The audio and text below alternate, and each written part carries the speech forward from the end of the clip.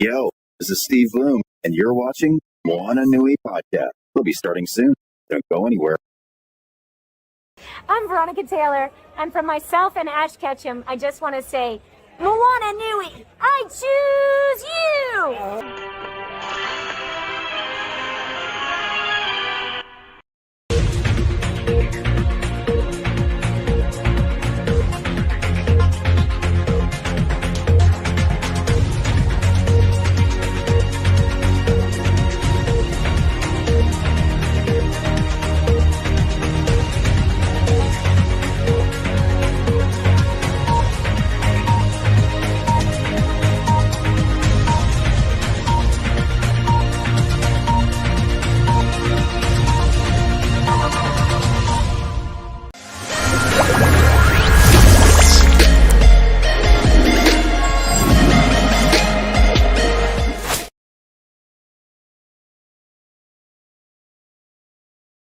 Yes, I'm Mauro. Hello, I'm Mauro.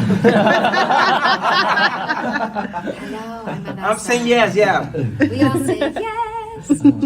I'm gonna start. My name is Javier Garcia. Javier, ¿cómo estás, hermano? Ay, pues hablando acá inglés. Excelente, ya, Javier García. Where are you from? ¿De dónde eres tú, hermano? Mi papá es colombiano, de Cali, de Villa del Cauca. Ay. Oh, I'm from Cali too. I know, Yeah. And my mom is Dominican, wow. Dominican Republic in Santiago. Dominican Republic. Yeah, so I was raised in Colombia for 10 years, and then 5 years in Dominican Republic, and now I'm living here. Oh, pretty nice mixture, man. Yeah, it's a very nice. You get Oh. different versions of rice all around. Yeah, that is very true. Yeah. Sí.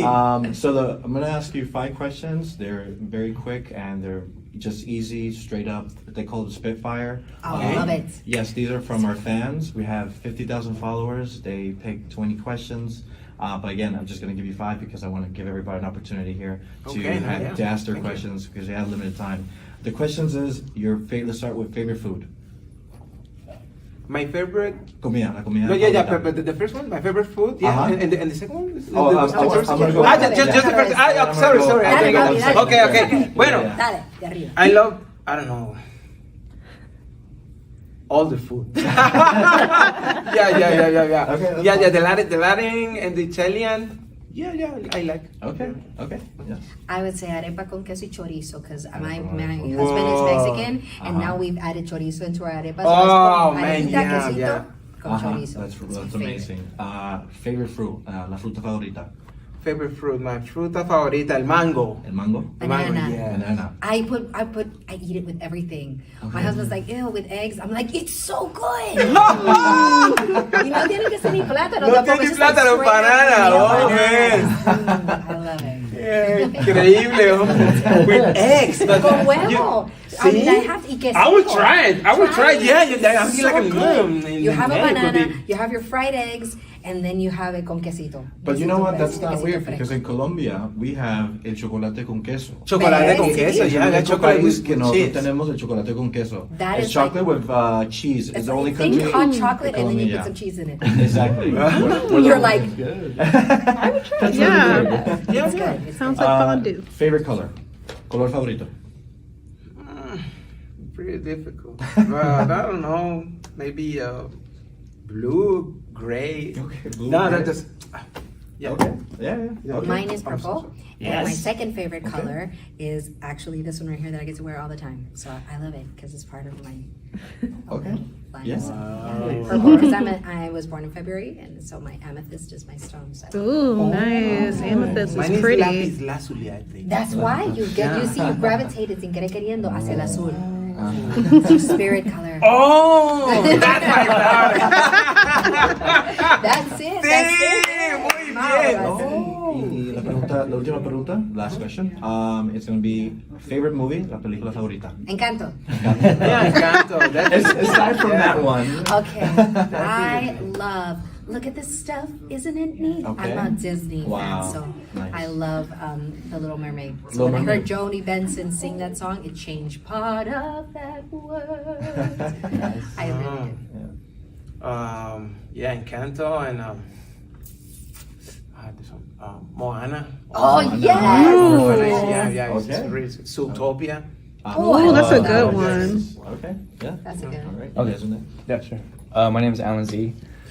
So I'm I'm a hip hop artist and actor. So I wanted some questions for you guys about I know you're from the music industry. So I was wondering I know you worked and toured with people like Lil Flip, Lil Jon, Pitbull. What would you say is your favorite memories from touring or from recording? Okay, I would have to say for recording, it was with Pitbull.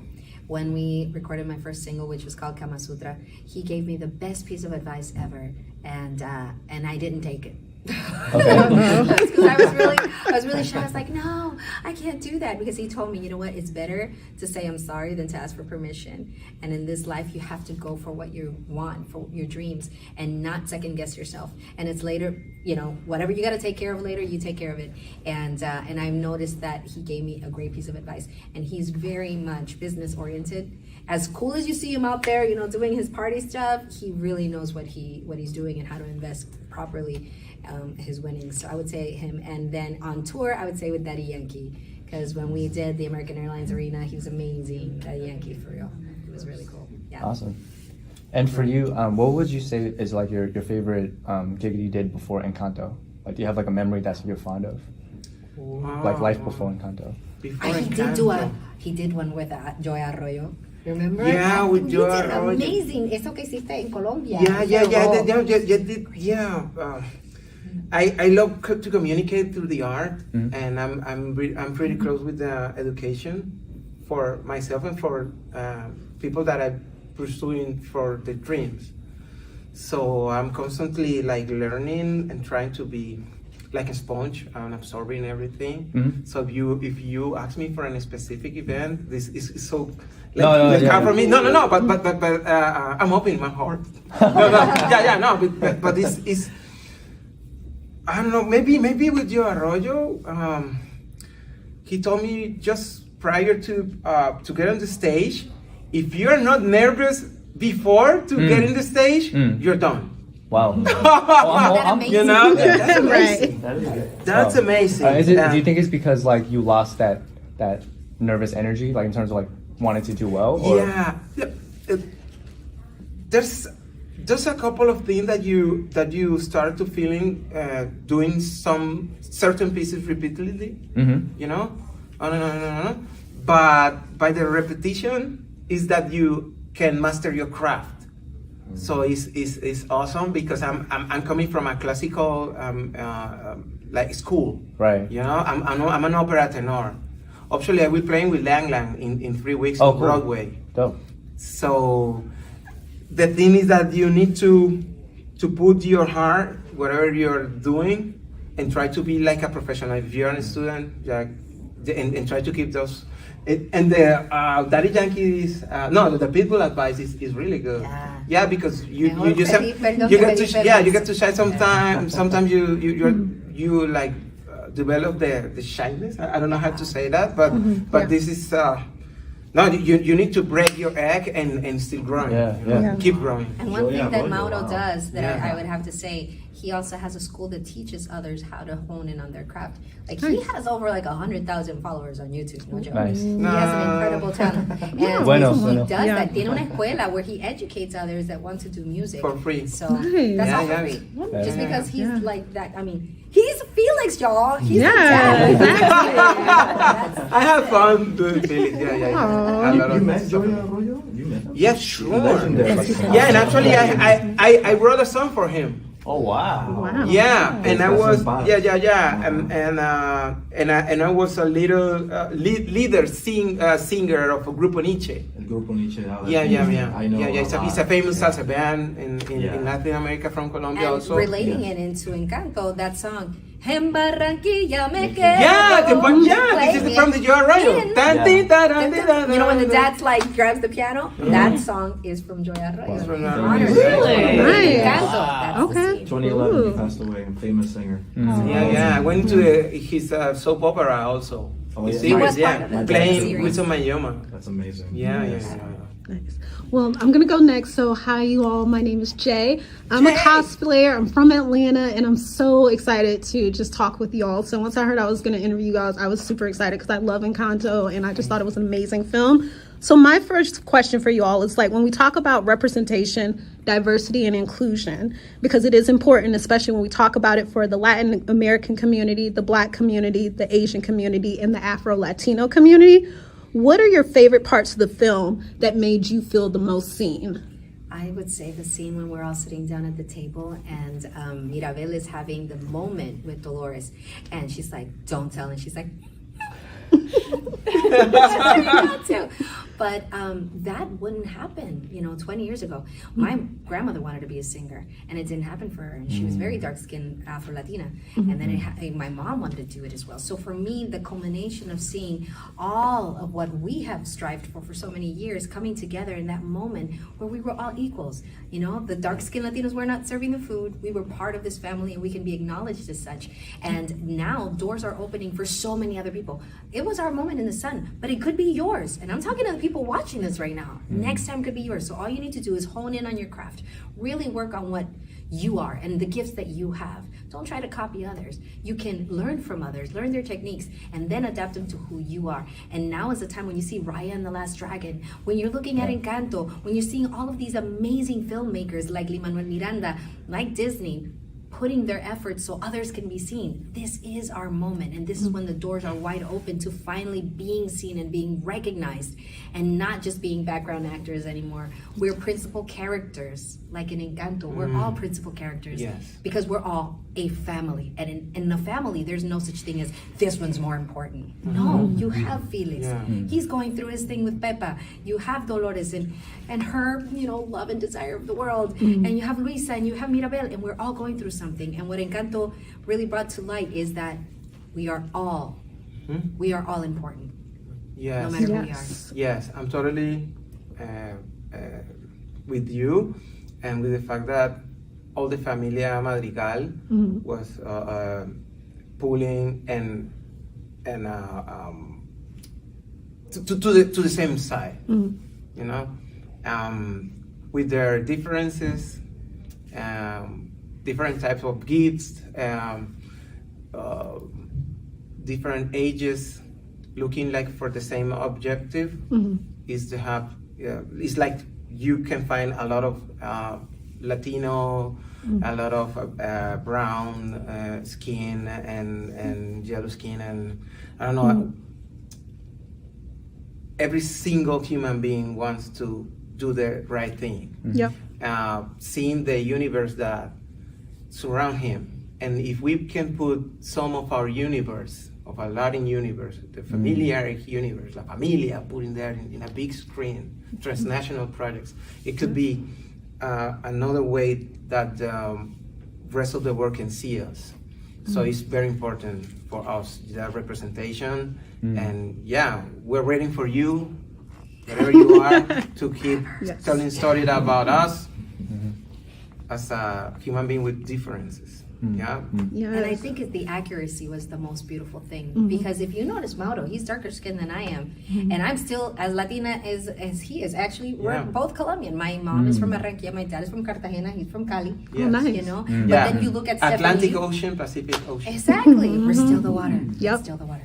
And then you look at Stephanie Beatriz and Wilmer Valderrama, and then you look at John Leguizamo. We all have that Colombian blood in us, yet we all look different.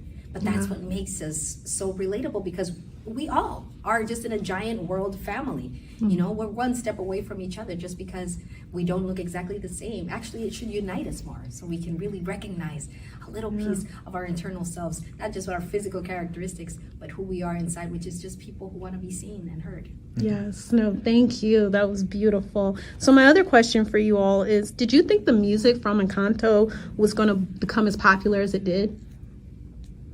Were you all ready for how it blew up? Just the internet culture? Oh my gosh. We always have a dream, to be known. We are independent artists. So I think one of the tasks is like go out and find your followers. Is the most it's the right way to do it. You can pay for followers, but is not right, because it's like if you buy your own stuff, you know, your CDs, your merchandise. No, that has no sense. But I think it was a dream come true. I study a lot the way to communicate in an organic way. I never put any single dollar in ads from Google. I just has canceled my account like 3 weeks ago for inactivity. I will take a picture of it. Yeah, this is like an award. I will put some money. Yeah. Why not? Why not? When, I don't know, but there's a way to communicate. Is try to be indexical, to put indexical things in your communications. Trying to be assertive. So this is a great opportunity to show more about our country, more about us, but more about our country, our culture. Yeah. So I think it's growing and growing every single day. Encanto was released November 2024? 2024, right? Something, yeah. 24, no, 24. 21. No, it was for 24. Yeah, the 24th of November. 24. Yeah. Because you guys were like, year 2021. No, just the day. Yeah. The exact date. Okay. Yeah, it was for Thanksgiving. Yeah. So he has less than a year. So it's important to feel that this is enormous. This is esto es muy grande. Vamos echando para adelante de una forma increíble. So we're enjoying the moment. I don't think we imagined that it would blow up the way that it did. Honestly, anything that Lin-Manuel touches, I mean, Alexander Hamilton, come on, work of art. Or you think In the Heights, come on, who did not watch this? And then anything that Disney does, you know it has an amazing impact. But this was all over the charts. It was because of the people. It was because of the fandom. It was because of the fans on social media, on Instagram, finding themselves identified with one or another character. And We Don't Talk About Bruno wasn't even nominated for an Oscar. And there we were singing We Don't Talk About Bruno at the Oscars. Yeah. It's because it was phenomenal. The people who saw themselves like, I'm Luisa, I am Mirabelle. And then when they cosplay the characters, that's what took off. Like TikTok, Instagram, we were just all surprised at what happened, and then the radio started playing it. So it really was the people that made it what it was. It was that I feel that the story hit to the core of who they were, and especially We Don't Talk About Bruno, that a kid that is 3 years old is singing it, and then the grandma is dressed up and singing We Don't Talk About Bruno too. So it was really beautiful, and then it broke the records that Disney had for 26 years. Now becoming #1 for so many weeks. And there's more surprises. Like technically they don't tell me much because they know I'm gonna tell her. You can hear what give us a little sneak peek. I hear it. Okay, so next week, some of the Madrigals and all of us that are here and some more members are gonna be at Disney for something important. I'll be at D23. Yes. But we can't say what it is. Something's gonna go down, and it's gonna be wonderful, and it's gonna be amazing. Oh my gosh. Dolores. We're excited. Well, Lin-Manuel's gonna come out of somewhere. well, you guys helped with a lot of it. Oh no! Hi, just real quick, I'm Cora. I'm with Super Cool Nerd Show. We do a weekly show, and I'm the producer and like co-showrunner for it. And with that kind of mindset, I was curious. With Encanto, the filming for Encanto, it would have been during the pandemic. So did y'all film, or did y'all like record your parts separately? And if so, do you prefer to do it separately or in the same room with each other? Oh man, I would have loved to do it like they did in Frozen. Some things never change. Are you okay? Yes, we're singing our parts. I would have loved that. That would have been amazing. We would have been in a room. We don't talk about. Me too. I would have loved that, but it wasn't possible. So the pandemic rose another level of like, whoa, what's going on? But this is where the directors, Byron Howard and Jared Bush, had everything to do with our performance, because it was being guided in the dark But the masters knew what we were doing the whole time. Yvette Marino, she knew what was happening, so did Lynn. But we would only be able to see a little bit before, a little bit after, or hear a little bit before and after. So when we even saw the work of art, we didn't know what to expect. And then we were all crying. Because we were like, oh my gosh, this is so beautiful. It's like we were in the same room. I was in Nashville. ¿Dónde tú estabas grabando? I was in Florida. I recorded in a Disney studio facility. There In Florida. close to the parks. Oh, I was at home. Yeah. Oh, I was wow. at home. We have a studio. Yeah, and it was and I have a studio at home as well. So it was amazing because we had the chance to send my part through the pandemic. It was very still difficult time. time. Yeah. So difficult times. I learned how to speak English reading audio manuals. I'm like an audio freak. I love the compressor, equalizers, all the things, microphones, all the things related with the music creation. I believe that you can develop your own sound, choosing the right tools, right with your heart, not with your head in the like in the magazines. No. And it was really a really good and challenging opportunity to improve a lot of stuff. I did some animated projects before from X Factor in Colombia, and it was a really good chance to continue with that. You know, you think that you need to get stuff in order to improve yourself, but I think that the things that you need to get better and to be a professional is inside of you. So that's why we need to study a lot and know about different cultures and different styles, music styles, and different ways to communicate that we are. And I think it was beautiful because once we saw the work of art fulfilled, it's very easy for you to understand that it doesn't just take the vocal talents, but also the talents of all the editors and everybody who's part of this, from the animators to the amazing directors that we had, because they had the vision and they could see what we couldn't see, and we had to trust them. And I would not have trusted anybody but them for making this what it really was.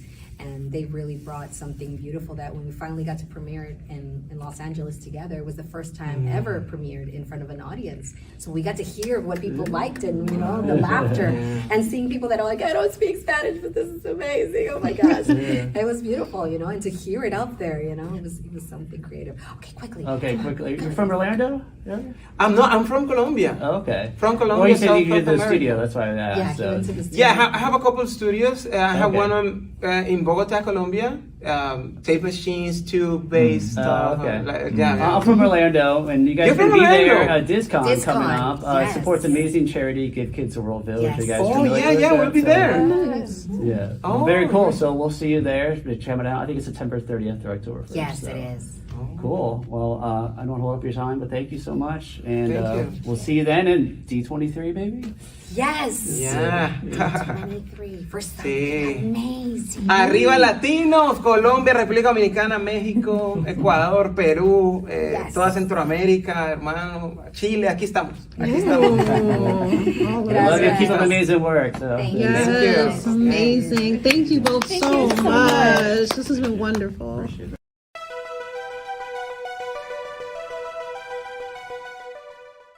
You need major life realignment. Okay. Starting with Baby Super Freak here. That is freaky. Yes, you are a tiny god.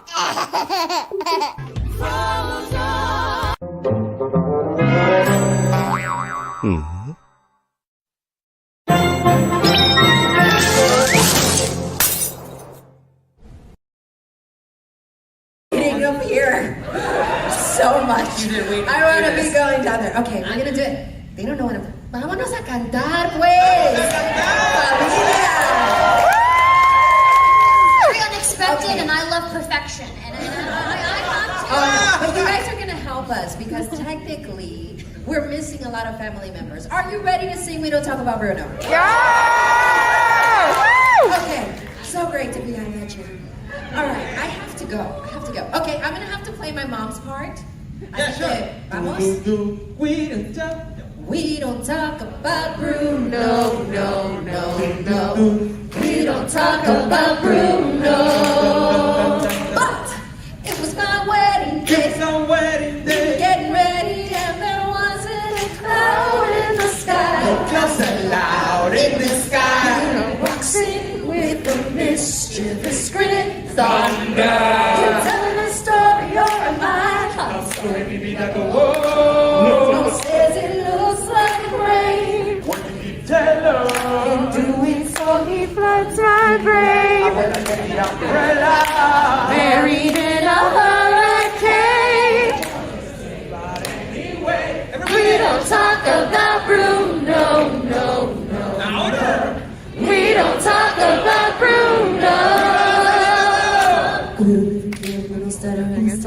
I can always see sort of muttering in my mind. I also see you on the south and falling sand. It's a heavy lift with a big soul. Rumbling with prophecies they couldn't understand. Do you understand? 7-foot frame, right so long as that. When he calls your name, all fades to black. Yeah, he sees your dreams and he saw your scream. We don't talk about Bruno, no. We don't talk about Bruno.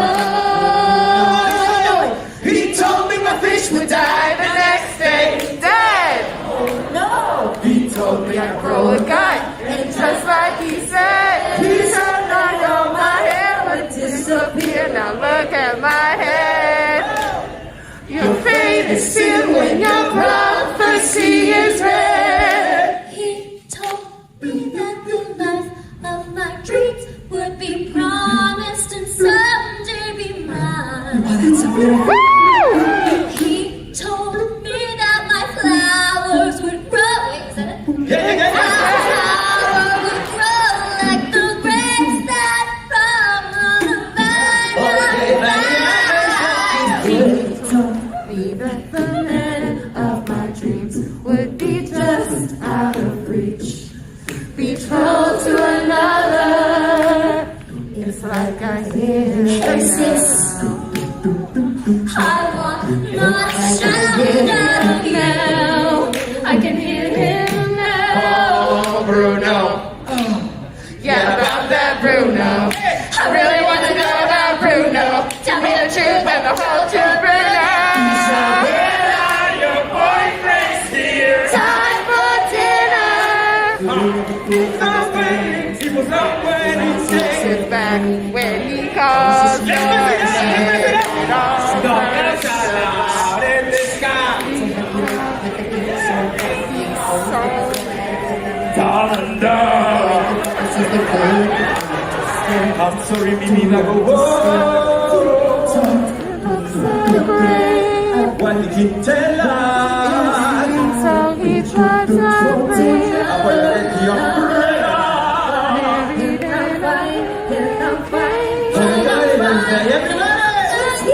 We don't talk about Bruno, no. One more time. We don't talk about Bruno. Good job.